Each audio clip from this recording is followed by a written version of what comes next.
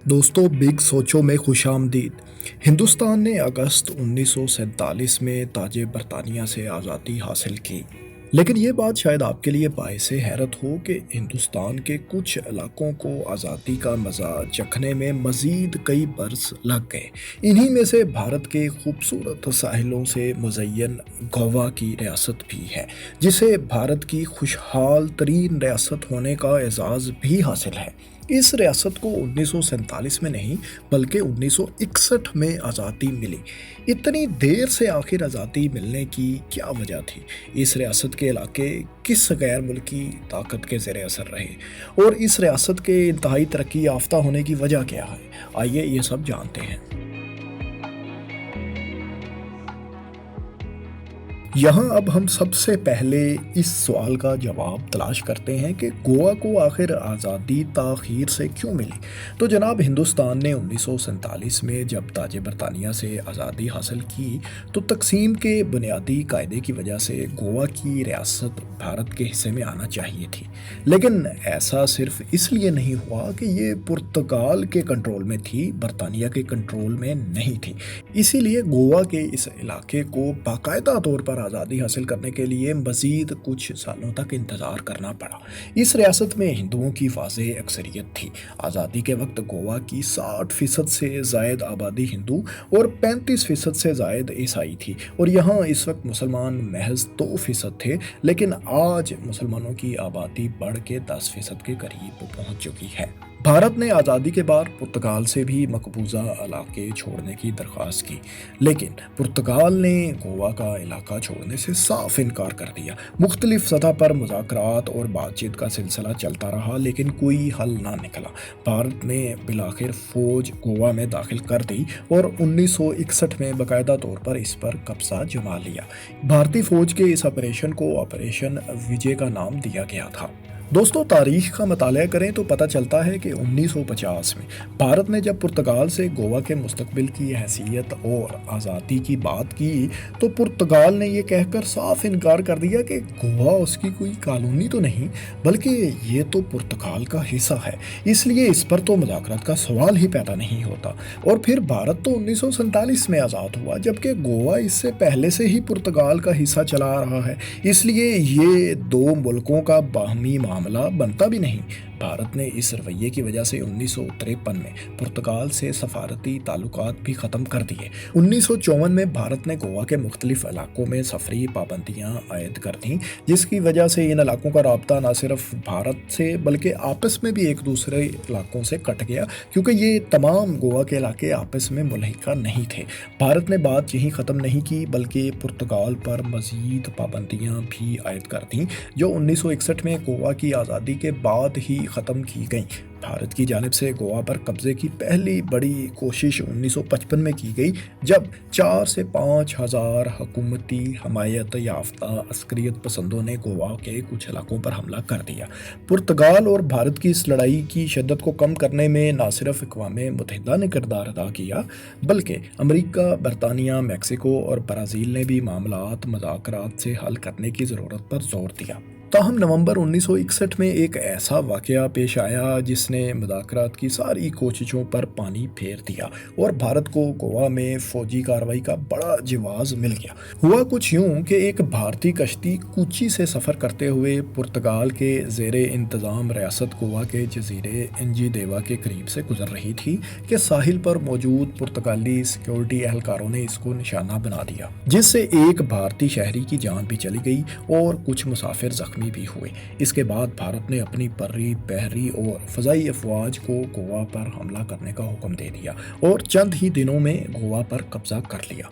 America ने भारत को जंग की सूरत में संगीन नताइज की धमकियां भी दीं, लेकिन भारत अपने मौक़िफ़ पर डटा रहा। पुर्तगाल को शिकस्त वाज़े नज़र आने लगी तो वो मामला अक़वाम मुत्तहिदा में ले गया और 18 दिसंबर को सलामती कौंसिल में इस तनाज़े पर बहस की दरख्वास्त कर दी।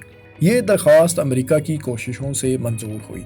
उस वक्त अमेरिका, फ्रांस, बरतानिया, तुर्की, चीन, चिली और एक्वाडोर ने पुर्तगाल का साथ दिया। रूस ने भारतीय मौक़िफ़ की हमायत की, قرارداد پر رائے شماری کا موقع آیا تو سوویت یونین نے اس کو ویٹو کر دیا۔ سلامتی کونسل میں ناکامی سے پرتگال کو بہت بڑا دھچکا لگا اور 19 دسمبر کو پرتگالی فورسز نے مجبوراً ہتھیار ڈال دیے۔ بھارت نے 5000 کے قریب سول اور ملٹری اہلکاروں کو گرفتار کر لیا، جن میں نہ صرف گوا کے مقامی لوگ شامل تھے بلکہ پرتگالی فوجی اور سول پولیس اہلکار بھی قیدیوں میں شامل تھے۔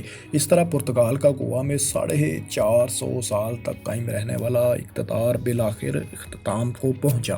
دوستو، پرتگال کے علاقے گوا کا بھارت کا حصہ بن جانے کے بعد 1967 میں بھارتی حکومت نے گوا کے تمام علاقوں میں ایک ریفرینڈم کا انعقاد کروایا کہ گوا کے لوگ ایک الگ ریاست کے طور پر بھارت میں شامل ہونا چاہتے ہیں یا ان کو مہاراشٹرا ریاست کا حصہ بنا دیا جائے۔ ریفرینڈم میں 54% سے زائد شہریوں نے مہاراشٹرا کے ساتھ انضمام کی مخالفت کی، یعنی نئی ریاست کے طور پر بھارت میں شامل ہونے کے حق میں ووٹ دیا۔ لیکن اس ریفرینڈم پر عمل درآمد نہیں ہوا، بلکہ 1987 تک گوا کے یہ تمام علاقے ایک یونین ٹیریٹری کے طور پر ہی بھارت کا حصہ بنے رہے۔ پرتگال سے آزاد ہونے والے اس تمام ریجن گوا کے دراصل 3 ڈویژنز تھے۔ ان 3 انتظامی ڈویژنز کے نام گوا، دامان اور ڈیو تھے۔ 1987 میں بھارت نے صرف ایک ڈویژن یعنی گوا کو ایک الگ اسٹیٹ یعنی ریاست کا درجہ دے دیا۔ پرتگال سے بھارت میں ضم ہونے والے علاقے گوا کی باقی 2 ڈویژنز جو کہ گوا ڈویژن کے ساتھ ملحقہ بھی نہیں تھیں، دامان اور ڈیو، وہ آج بھی بھارت کا حصہ ہیں، لیکن ایک الگ ریاست کے طور پر نہیں بلکہ ایک اور یونین ٹیریٹری کے طور پر، اور اس یونین ٹیریٹری کا نام ہے Dadra and Nagar Haveli and Daman and Diu. تو دوستو، گوا بھارت کی جنوب مغربی ساحلی ریاست ہے جس کے شمال میں مہاراشٹرا ہے، جبکہ مشرق اور جنوب کی جانب سے یہ ریاست کرناٹکا کے گھیرے میں ہے۔ یعنی بھارت کی 5 امیر ترین میں سے 2 بڑی ریاستیں اس کے دائیں اور بائیں واقع ہیں۔ دوسری جانب اس کو خوبصورتی سے سجانے والا بحیرہ عرب کا ساحل اس کے مغرب میں ہے۔ گوا رقبے کے لحاظ سے بھارت کی سب سے چھوٹی ریاست ہے۔ اس وقت اس کا رقبہ محض 3700 مربع کلومیٹر ہے۔ تاہم یہ ریاست جب پرتگال کے کنٹرول میں تھی تو اس وقت اس کا رقبہ 4200 مربع کلومیٹر بنتا تھا۔ اس وقت گوا کی آبادی 14.5 لاکھ افراد سے زیادہ ہے۔ یوں اس لحاظ سے اس کا شمار بھارت کی چھوٹی ترین ریاستوں میں ہی ہوتا ہے۔ ریاست میں جہاں سرسبز پہاڑی چوٹیاں اور آبشاریں ہیں، وہیں اس کا 1/3 رقبہ جنگلوں سے گھرا ہوا ہے۔ یہی نہیں، جنگلوں میں پرندوں کی 400 سے زائد نسلوں کے کروڑوں پرندے بھی چہچہاتے سنائی دیتے ہیں۔ ایک تحقیق کے مطابق یہاں دنیا کی قدیم ترین چٹانیں بھی موجود ہیں، جن میں سے بعض تو 3.5 ارب سال تک پرانی بتائی جاتی ہیں۔ دوستو، ریاست گوا کی تاریخ پر نظر ڈالیں تو گوا میں جہاں اربوں سال پرانی چٹانیں موجود ہیں، وہیں یہ بھی پتہ چلتا ہے کہ یہاں 10,000 سال پہلے بھی انسان موجود تھا۔ 3 قبل مسیح میں اس پر اشوکا دی گریٹ کی حکمرانی تھی۔ یہاں پہلے ہندوازم، اس کے بعد بدھزم اور 8ویں صدی عیسوی میں حکمرانوں کے مذہبی عقائد کی وجہ سے جینزم کو خوب پھلنے پھولنے کا موقع ملا۔ 14ویں صدی عیسوی میں گوا پر سلاطین دہلی کی حکمرانی کا آغاز ہوا۔ سلاطین دہلی کے بعد یہ ریاست سلطنت کرناٹکا کے زیر انتظام آئی، لیکن پھر بیجاپور کے عادل شاہی خاندان نے اس پر قبضہ جما لیا جو 1510 عیسوی تک قائم رہا۔ اس کے بعد پرتگالی آئے اور انہوں نے مقامی آبادی کی مدد سے عادل شاہی خاندان سے ریاست کے علاقے ایک ایک کر کے چھین لیے۔ پرتگالیوں نے اس ریاست پر 450 سال سے زائد عرصے تک حکومت کی۔ 1947 میں جب بھارت کو آزادی ملی تو یہ اعزاز گوا ریاست میں شامل علاقوں کے حصے میں نہیں آیا جو مختلف ٹکڑوں میں بٹے ہوئے تھے، بلکہ اس ریاست کے تمام علاقوں کو آزادی 1961 میں ملی۔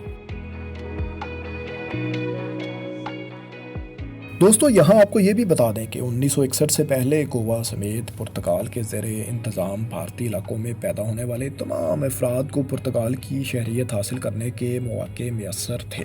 انہیں بس اس کے لیے ایک درخواست دینا پڑتی تھی اور انہیں شہریت مل جاتی تھی۔ یہی نہیں، ان کی تیسری نسل تک کے افراد کو بھی پرتگال کی شہریت حاصل کرنے کے لیے خصوصی مواقع حاصل ہیں۔ ایک رپورٹ کے مطابق اب تک 2 لاکھ کے قریب افراد اسی پروسیس کے ذریعے پرتگال کی شہریت حاصل کر چکے ہیں۔ ہیں یا اس کے لیے اپلائی کر چکے ہیں۔ یہاں یہ بتانا بھی ضروری ہے کہ پرتگال اور بھارت کے تعلقات کی نوعیت اب کیسی ہے۔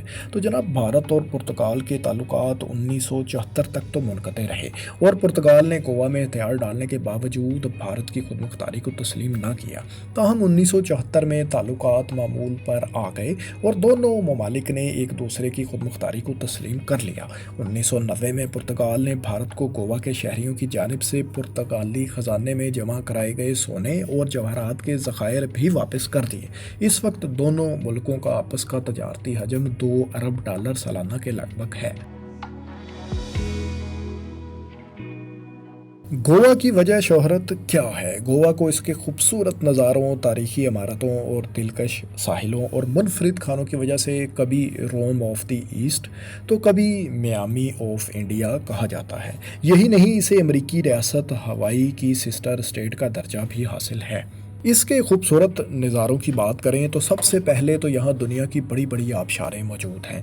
پھر یہاں 7 بڑے دریاؤں کے علاوہ کئی جھیلیں بھی ہیں جہاں لوگ کشتی رانی سمیت دیگر واٹر سپورٹس کا خوب مزہ لیتے ہیں۔ جیسا کہ ہم آپ کو بتا چکے کہ گوا کا 1/3 رقبہ جنگلات پر مشتمل ہے اور یہاں پرندوں کی 400 سے زائد نایاب نسلوں کے کروڑوں پرندے رہتے ہیں۔ وہیں بڑے بڑے بھینسے، انڈین بیسن اور سیمبر ہرن بھی اس گوا کی پہچان ہے۔ تاریخی عمارتوں کی بات کریں تو چونکہ یہ ریاست کبھی ہندوؤں، کبھی مسلمانوں تو کبھی عیسائیوں کے زیر تسلط بھی رہی، اس لیے آپ کو یہاں تمام مذاہب کی تاریخی عمارتیں دیکھنے کو مل جائیں گی جو مشرقی اور مغربی طرز تعمیر کا بہترین امتزاج ہیں۔ اس کے علاوہ ساحلی ریاست ہونے کی وجہ سے یہاں سی فوڈز کی ورائٹی بھی کافی اچھی ہے۔ گوا کی ساحلی پٹی کی لمبائی 105 کلومیٹر کے لگ بھگ ہے، جس کے بیچز سیاحوں کی جنت سمجھے جاتے ہیں۔ پھر یہاں اسکوبا ڈائیونگ کا مزہ بھی تو اپنا ہی ہے۔ گوا کو اپنی خوبصورتی کا فائدہ یہ بھی ہے کہ یہاں سالانہ متعدد بھارتی فلموں کی شوٹنگز بھی ہوتی ہیں، جس سے اس ریاست کو کروڑوں ڈالرز کی آمدنی ملتی ہے۔ دوستو، گوا کو بھارت کی فی کس آمدنی کے لحاظ سے خوشحال ترین ریاست ہونے کا درجہ بھی حاصل ہے، جہاں لوگوں کی فی کس آمدن پورے بھارت سے زیادہ یعنی $7,500 فی کس کے قریب ہے۔ سیاحت ریاست کی آمدن کا بنیادی ذریعہ ہے۔ یہاں آپ کو یہ بھی بتا دیں کہ 2022 میں 60 لاکھ سے زائد غیر ملکی سیاح بھارت آئے، جن میں سے 1 لاکھ نے گوا کا رخ کیا۔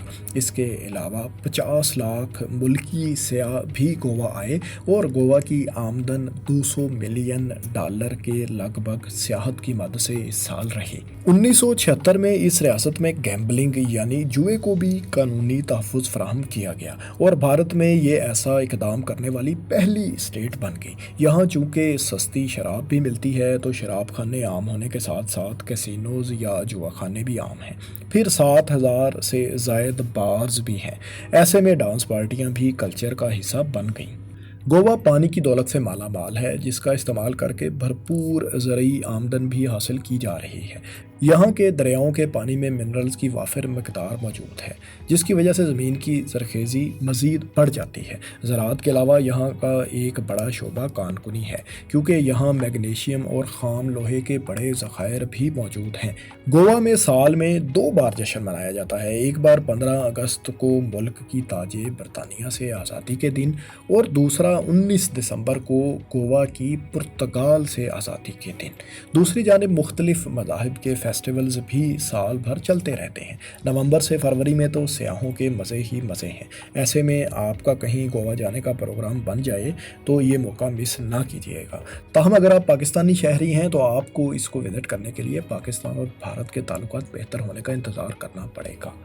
دوستو، آپ کو یہ ویڈیو کیسی لگی کمنٹس میں اپنی رائے سے آگاہ کریں اور اس قسم کی دلچسپ ویڈیوز دیکھنے کے لیے ہمارے چینل کو سبسکرائب بھی کر لیں۔ شکریہ۔